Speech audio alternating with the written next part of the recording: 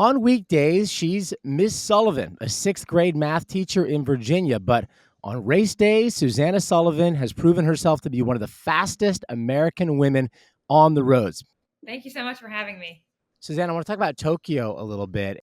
I'm so excited that you are all getting to actually go and run in the stadium in Japan with people being able to cheer you on, because obviously when athletes were there for the games, it was like fake people in seats in COVID. And so now, like, I think I read that the course was 2 laps of the stadium to start with, potentially, Oh, yeah, I which is think that's right. like a hurrah, a couple of Yeah. laps to see people, which is super cool. Like, how does that make you feel of like, oh wow, this was the like for the Olympics as Yeah, I well? think it's not going to really hit. I mean, we've looked at the thing on like the Google Earth maps and things like that, where you Yeah. can kind of like go stand on the street corner. And I'm really appreciative to all the folks who've kind of sent along data, mapping the course and, route maps that show elevation and things like that. I definitely think that we are prepared with like intel for what the course is going to be like. But um, my husband is a Marine officer and goes to Okinawa a lot and has spent a bit of time in Tokyo. And he says, like, once you're on the ground in Japan, it's going to feel like you're on a different planet. Like it's going to be. So I'm just like, I'm super excited for the experience of, just being somewhere new. And I think it Yeah. really is going to just hit me that like, wow, like this is very, very cool. It's really really cool. I've run in a lot of places around the world, and running in Tokyo was totally just like your husband says. I was just like, this is it's bizarre. It's Yeah. so bizarre. And I stayed in the hotel right opposite the stadium. And it just, the hills, the humidity, as you say, like even just, you guys, I'm sure will have your own food that's suitable for your training. But for, I mean, I was just running the world majors races. So, getting used to different diets, different food, different everything was just so cool as well. I'm like, I nerd out over the body, obviously, in my profession, but like how we react to things like that, as well as the nerves that you're gonna have. But it's gonna be a breeze of adventure all the way. Yeah, I'm super excited. Yay. Okay. With looking ahead, obviously, focus is right now world champs, but there is so much anticipation of 2028 LA Olympics. I know you're not probably putting anything too much out there, but is that on your radar? Are you thinking like, this is a goal for me in 2 years' time, two and a bit? Yeah, for sure. I mean, I feel like I have this conversation occasionally with my husband that like I'll see my name in something and I just like, oh wait, like, I did run really fast in Chicago and like I really shouldn't be counting myself out No. for 28. So I'm super excited. I feel like there's still more to give. I mean, I feel like the 221 in Chicago, um, I feel like I learned a lot from it. I feel like, running my own race was a huge thing there. I didn't actually realize that I was in the lead American spot until very, very late in the race, like maybe a mile to go. I started to have suspicions of it at about the Yeah. halfway because I feel like I heard somebody say top American and I was like, no, like I'm like surely I like must have missed somebody with all the chaos at the start. Like somebody must be still further ahead, But then with about a mile to go in Chicago, one of the motorcycles pulled up alongside me, um, and was yelling to other people like lead American. And I was like, oh, okay. And so I think I just like learned a lot about, you just prepare the best that you can and you run Yeah. your race and, it kind of, let's Yeah. see where And then there ready you are. to put you. Yeah. Um, and so, I mean, that was just such like a big surprise for me. Like not the time. I just didn't think the time would put me in that place. With all the Mhm. talk before it about an American record and everything, I thought, I could run. We really did think like 221 high, 222 low was a realistic goal. But with all the talk about the American record, I thought, okay, there's going to be 3 people that run 218, 219, 220.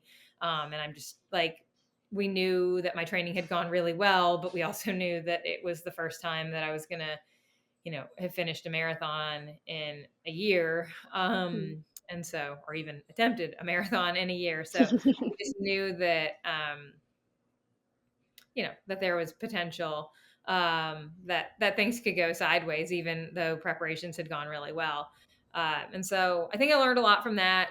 I feel like training has gone well since then. I've been feeling good. I feel like, like I was saying before, I just have like so much trust in my coach, and I feel like we're continuing to progress, and I think our communication is really, really solid. And like after every marathon, we have a conversation, and periodically throughout the cycle, just kind of what's going well, what could be improved upon. And so I feel like we still have plenty of ideas with regard to nutrition and hydration, and getting more sleep, which is always a challenge in the school year.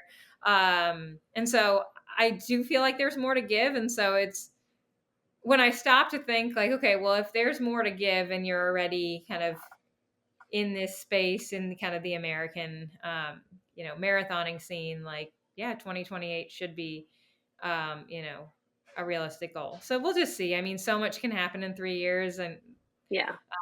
but, yeah, I mean, definitely Yep. planning on going for it. Definitely out there. Did Yeah. you, when you were in, sorry, go ahead. Well, I'm excited to, I've run a couple flat fast courses recently. And so I'm excited for the challenge of running Tokyo. I think that kind of the training that's been involved in running this it's been different from what I've done the last couple of cycles. And that's just kind of an exciting prospect in terms of continuing to develop as an athlete, is that like I'm having to train a lot on hills, and I'm having to pay a lot more attention to,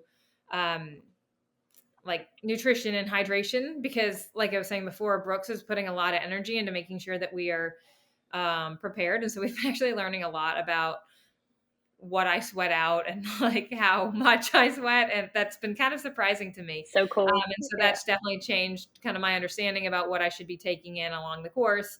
In terms of electrolytes and carbohydrates, it's significantly higher than what I had been doing. And so we're starting to kind of do the training involved with like preparing in that regard. And so I just feel like there's like Brooks has given me all these opportunities to kind of recognize and what I need as an athlete. And so I'm excited to see kind of what that, what that yields if I'm, stronger on hydration, stronger on nutrition, just being forced to run a million hills to get ready for Yeah. Tokyo. That's So pretty yeah. interesting. Sweat analysis. I like that. So you're actually Yeah. learning what's coming out of your body when you sweat, which makes a lot of sense. I know Yeah, everybody. apparently I'm a really salty sweater, which I never would have known because I'm not like a crusty sweater. Like I've seen people have like rings of salt on them. Yeah. Yeah. Me, so Yeah. I'm How with would you. any I of did us it as know? well. Yeah, how would you know if you're a salty sweater or not? Like you only know your own sweat, so that's kind of good for somebody to tell you that. That's pretty yeah, interesting. yeah, it's been fascinating. Speaking of Very nutrition, can we useful. talk about something much more important than the race in Tokyo, which is what are you going to eat in Japan? I mean, when I went to Japan, like Bex knows, I was so focused on the food and like, what am I going to eat? I mean, of course, there's the like nutrition for the race, right? So I don't know if are you going to be looking for pasta carbs over there, or are you going to make the move to rice? Because rice is fantastic, and there's obviously so many opportunities. There's ramen as well as another great carb option. Like, what do you think? Are there foods you're excited to eat when you're in Japan, both before and after the race?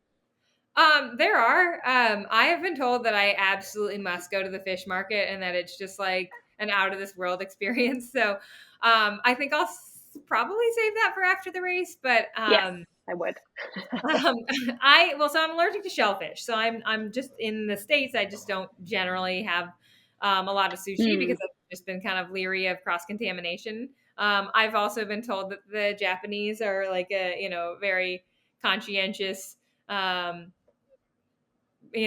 society. They're very careful. Yeah, they're very careful Yeah, about things. very Yes. careful So that, people. like, that Yes. shouldn't really be a concern. And so I think I will be having some sushi while I'm over there. Yeah, I've heard the food is fantastic. There will be like a kind of an American dining hall, so I suspect that they will have a lot of pasta. But generally, before any kind of race, I tend to be pretty flexible about the carbohydrate source. I like potatoes, I like rice. And so I suspect I'll be having a lot of rice over there. But yeah, I Great. am excited to be a little more adventurous on the backside of the race. Yeah. Initially, Yeah. I thought I would be heading back like right after the race to head back to school. And back to school night is the following Thursday. So I do have to be back in Virginia by then, but I think I am going to stay, I think 2 days after the race. And I know Brooks has some excursions planned for me and Jess and CJ, because CJ is competing on the men's side. So Brooks has 4 of the 6 marathoners. And apparently we're going to go, gallivanting around Tokyo after. Don't sleep on the ramen, Yeah. Susanna. I don't know if you're a ramen fan, but you've got to get to a Oh my couple of gosh. good ramen shops. Yeah. And there It are doesn't these even have to be hole-in-the- good ones. I mean, yeah, they're like good. I mean, hole-in-the-wall hole in the wall. spots Yeah. in Tokyo that are just out of this world. So they Phenomenal. are Yeah. carb I'm sure sources, Brooks has but it sorted. yes. Yeah, Yeah. we'll be out there far enough in advance too that I feel like the first day or two, if I, had something that was a little adventurous, like, yeah, I mean, ramen isn't that exotic, but like No. something like that where I would be fine. But I think I'll save the sushi and anything Yeah. truly like different that I don't have here that often. I'll save that for after the race. Yeah, save the sea Yes. urchin for after the Yeah. race. I would Oh my recommend God. that. Or not at all, since you're allergic. Yeah.